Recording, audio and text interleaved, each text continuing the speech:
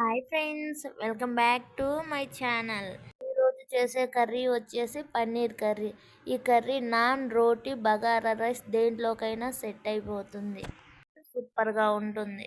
పన్నీర్ కర్రీకి కావాల్సిన ఇంగ్రీడియంట్స్: చెక్క, మొగ్గ, యాలకులు, అనాస పువ్వు తీసుకొని కొంచెం ఆయిల్ వేసుకొని ఫ్రై చేసుకో.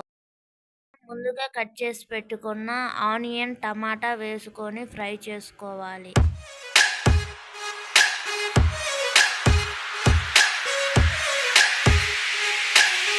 మూత తీసి చూసి టమాటాలు సాఫ్ట్ అయ్యాయో లేదో చూసుకోవాలి. సాఫ్ట్ అయ్యాక తీసుకొని మిక్సీ జార్లో వేసుకోవాలి. టమాటాలు కూల్ అయ్యాక మిక్సీ జార్లో కొంచెం జీరా పౌడర్, మనం ముందుగా ఫ్రై చేసుకున్న మసాలాలు, అల్లం వెల్లుల్లి వేసుకొని మెత్తగా మిక్సీ పట్టుకోవాలి. స్టవ్ మీద కడాయి పెట్టుకొని కొంచెం ఆయిల్ వేసుకొని ఆయిల్ ఫ్రై అయ్యాక మనం ముందుగా పేస్ట్ చేసి పెట్టుకున్న ప్యూరీ వేసుకోవాలి.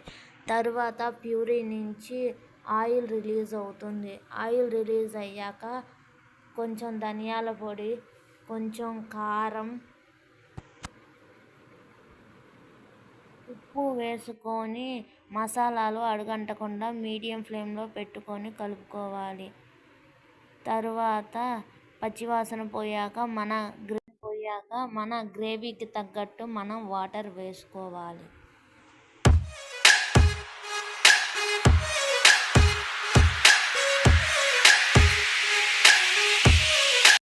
వాటర్ వేసి మనం బాగా ఉడకనియాలి. గ్రేవీ బాగా దగ్గరకు అవుతుంది. మనకి కొత్త ఉడుకుతున్నప్పుడు మనం ముందుగా ఫ్రై చేసి పెట్టుకున్న పన్నీర్ ముక్కలు వేసుకొని నిదానంగా కలుపుకోవాలి.